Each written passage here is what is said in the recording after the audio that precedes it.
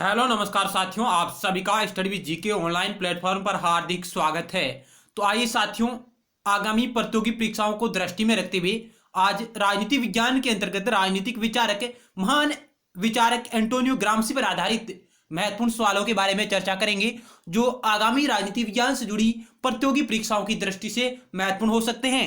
तो आइए साथियों, उन्हीं महत्वपूर्ण सवालों के बारे में चर्चा करते हैं जिनका संबंध एंटोनियो ग्राम्सी से है। साथियों, आप अन्य विचारकों और अन्य राजनीति विज्ञान से जुड़ी वीडियो सीरीज भी देख सकते हैं जो हमारे YouTube channel study with GK पर उपलब्ध है। यदि साथियों आप पहली बार हमारे YouTube channel study with GK को देख रहे हैं और आपने अभी तक इसे सब्सक्राइब नहीं किया तो आप जरूर सब्सक्राइब करें, पास बने बेल के आइकन को भी दबाएं ताकि नेक्स्ट टाइम वीडियो सीरीज का नोटिफिकेशन आपके पास तुरंत पहुंच जाए। लाइक करिएगा और शेयर भी करिएगा और कमेंट बॉक्स में कमेंट भी करिएगा। साथियों, आपको हमारा प्रयास कैसा लग रहा है? तो साथियों, पहला क्वेश्चन आपकी स्क्रीन पर रहा ये, एंटोनियो ग्राम्सी का संबंध था फ्रांसीसी विचारक के रूप में, जर्मन विचारक के रूप में, इतावली विचारक के रूप में, अमेरिकी विचारक के रूप में। क्या होगा साथियों इस क्वेश्चन का राइट आंसर? आपके पास ओनली 10 सेकेंड का टाइम है। तो साथियों इस क्वेश्चन का ऑप्शन सी राइट होगा, यानी एंटोनियो ग्राम्सी एक इटावली विचारक था। ऑप्शन सी राइट होगा, यानी इटावली विचारक के रूप में इनकी प्रसिद्धि थी। नेक्स्ट सवाल 2 नंबर, इटली में मुसोलिनी शासन के समय कम्युनिस्ट पार्टी का अग्रणी नेता था। यानी इटली में जब मुसोलिनी का शासन था उस समय कम्युनिस्ट पार्टी का अग्रणी नेता कौन था? Habermas, Bukharin, Frank Jordan, Gramsci. तो साथियों इस क्वेश्चन का ऑप्शन डी राइट होगा। जब साथियों इटली में मुसोलिनी की सरकार थी उस वक्त साथियों कम्युनिस्ट पार्टी की इन्होंने स्थापना की थी और कम्युनिस्ट पार्टी का अग्रणी नेता था सीपीआई। तो इस प्रकार साथियों यानी ग्राम्सी कम्युनिस्ट पार्टी से संबंध रखते हैं, क्योंकि साथियों जब मुसोलिनी ने कम्युनिस्ट पार्टी की राज्य विरोधी, देश विरोधी रणनीति को देखा तो उन्होंने साथियों कम्युनिस्ट पार्टी को अवैध घोषित कर दिया था। यानी मुसोलिनी सरकार ने कम्युनिस्ट पार्टी को उस वक्त कुछ समय बाद जब इन्होंने स्थापना की उसके बाद इन्होंने राज्य विरोधी गतिविधियों को देखते हुए उन्होंने इस पार्टी को अवैध घोषित कर दिया और इस कम्युनिस्ट पार्टी से जुड़े हुए नेताओं को जेल में डालने का प्रयास किया। उसी की श्रृंखला में साथियों कुछ लोग हैं जो इस कम्युनिस्ट पार्टी के नेता थे, वो साथियों इस देश को छोड़कर भाग गए थे, लेकिन साथियों ग्राम्सी अपने विचारों पर अड़ा रहा और वो देश छोड़कर नहीं भागा। लेकिन साथियों ग्राम्सी को मुसोलिनी ने उसे पकड़कर जेल में बंदी गृह में साथियों बंद कर दिया था और बाद में साथियों जेल में ही एंटोनियो ग्राम्सी की है जो मृत्यु हो गई थी। तो आप ये कुछ फैक्ट आपकी नजरों में होना चाहिए। तो इस क्वेश्चन का ऑप्शन डी राइट होगा। नेक्स्ट सवाल साथियों आपके समक्ष रहा ये, प्रिजन नोटबुक्स किसकी रचना है?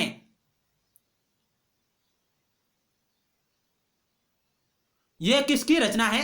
तो साथियों यह ऑप्शन 3 राइट होगा, ग्राम्सी की। एंटोनियो ग्राम्सी ने साथियों इस बुक को बंदी गृह यानी जेल के दौरान लिखा था और साथियों इस पुस्तक की जो प्रकाशन है इस पुस्तक का वो इनकी मृत्यु के बाद 1971 में हुआ है। यानी प्रिजन नोटबुक साथियों कई बार परीक्षाओं में पूछी गई है और यह एंटोनियो ग्राम्सी की प्रसिद्ध रचना है और इसका प्रकाशन एंटोनियो ग्राम्सी की मृत्यु के बाद 1971 में होता है, जिसमें साथियों इन्होंने अपने विचारों के माध्यम से इस दुनिया को एक नई दिशा देने का प्रयत्न किया है और इन्होंने इसी पुस्तक में साथियों मार्क्सवाद की पुनर्व्याख्या की है। मार्क्सवाद को एक नया आयाम देने की इस पुस्तक में इन्होंने कोशिश की है और उस तत्कालीन समय में जो राजनीतिक व्यवस्था थी उसके बारे में भी इन्होंने बखूबी से वर्णन किया है इस पुस्तक में। नेक्स्ट सवाल आपके समक्ष रहा, तो साथियों प्रिजन नोटबुक्स एंटोनियो ग्राम्सी की रचना है जो उनकी मृत्यु के बाद 1971 में प्रकाशित हुई और यह रचना उन्होंने बंदी गृह के दौरान लिखी थी। नेक्स्ट सवाल, एंटोनियो ग्राम्सी ने कौन सी क्रांति को आर्थिक परिस्थितियों पर संकल्प शक्ति की विजय के रूप में सराहा था? बहुत ही ऐसा सवाल है कि एंटोनियो ग्राम्सी ने कौन सी क्रांति को आर्थिक परिस्थितियों पर संकल्प शक्ति की विजय के रूप में सराहा है? फ्रांसीसी क्रांति को, रूस की बोल्शेविक क्रांति को, अमेरिकी क्रांति को, इतावली क्रांति को। तो साथियों ऑप्शन बी राइट होगा, इन्होंने रूस की बोल्शेविक क्रांति को सराहना की थी कि आर्थिक परिस्थितियों पर संकल्प शक्ति के विजय के रूप में। लेकिन साथियों, इससे जुड़ा हुआ एक अगला नेक्स्ट क्वेश्चन आप देखिएगा।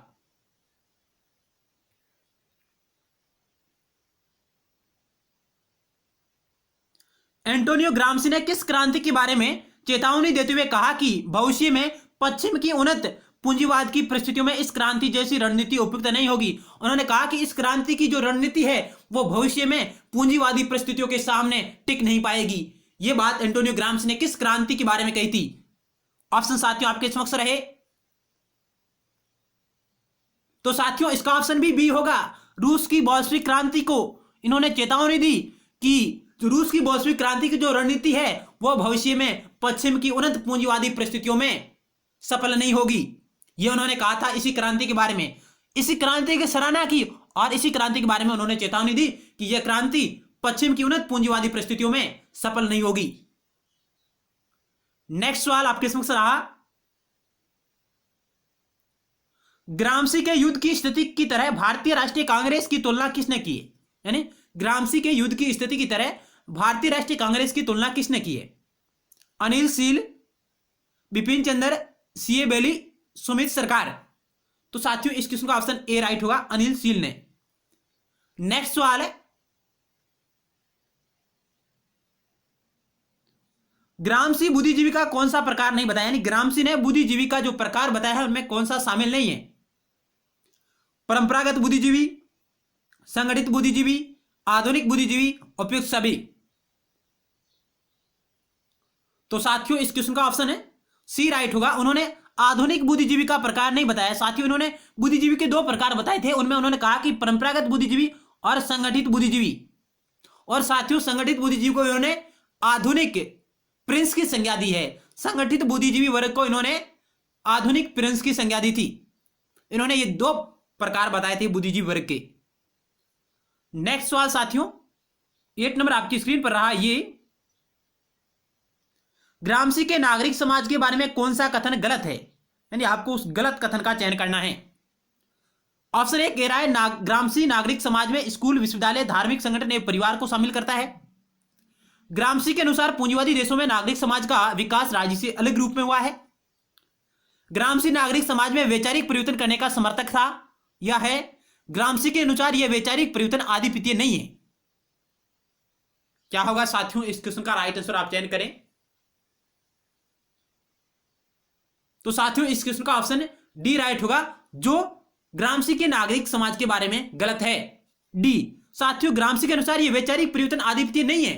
नहीं साथियों, ग्राम्सी के मतानुसार यह वैचारिक परिवर्तन आधिपत्य है, हेजमनी है, प्राधान्य है।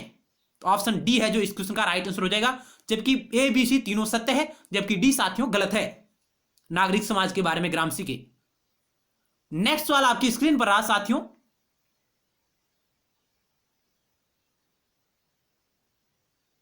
बुखारिन के कठोर द्वंद्वात्मक भौतिकवाद के सिद्धांत को किसने अस्वीकार किया? Bentham, marks, Gramsci, Lenin. तो साथियों इस क्वेश्चन का भी ऑप्शन 3 राइट होगा। उन्होंने साथियों ग्राम्सी ने कठोर द्वंद्वात्मक भौतिकवाद के सिद्धांत को, उसकी व्याख्या को इन्होंने अस्वीकार कर दिया था। ऑप्शन 3 राइट होगा। नेक्स्ट सवाल है 10 नंबर आपकी स्क्रीन पर रहा, प्राधान्य या आधिपत्य हेजोमनी का सिद्धांत किसने प्रस्तुत किया है? क्या होगा इस क्वेश्चन का right answer? Bentham, marks, Gramsci, Lenin. तो साथियों ऑप्शन 3 राइट होगा। एंटोनियो ग्राम्सी ने प्राधान्य का सिद्धांत प्रस्तुत किया था।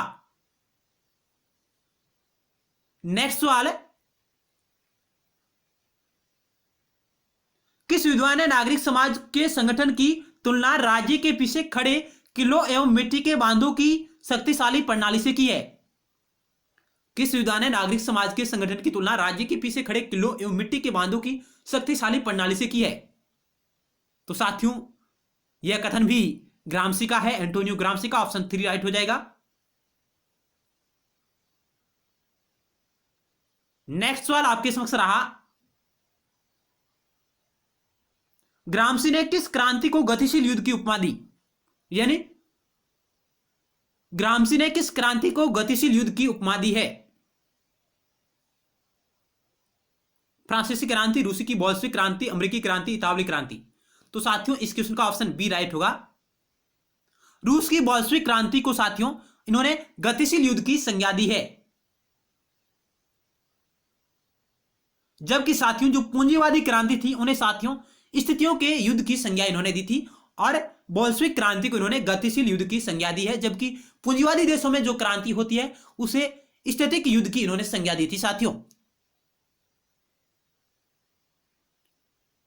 नेक्स्ट सवाल है, किसने कहा कि संगठित बुद्धिजीवी ही साम्यवादी दल है? यानी संगठित बुद्धिजीवी ही साम्यवादी दल है, किसका कथन है? तो साथियों ये ग्रामसी का है, एंटोनियो ग्रामसी का। और इन्होंने साथियों संगठित बुद्धिजीवी वर्ग को इन्होंने आधुनिक प्रिंस की संज्ञा दी थी। नेक्स्ट सवाल है, किसने कहा कि राज्य को समझने के लिए केवल आर्थिक कारकों ही समझना उपयुक्त नहीं है? यानी किस विद्वान ने यह माना कि राज्य को समझने के लिए केवल आर्थिक कारकों को ही समझना उपयुक्त नहीं है, प्रासंगिक नहीं है? तो साथियों यह कथन भी एंटोनियो ग्रामसी का है, ऑप्शन डी राइट होगा। ग्रामसी का यह कथन है, इन्होंने यह कहा था। नेक्स्ट सवाल है,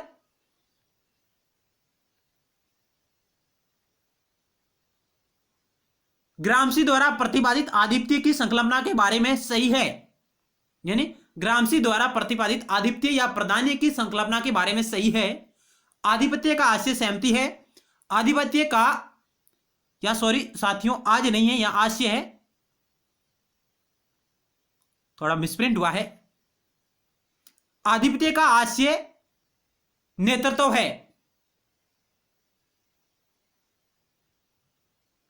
आधिपत्य का आशय नेतृत्व है।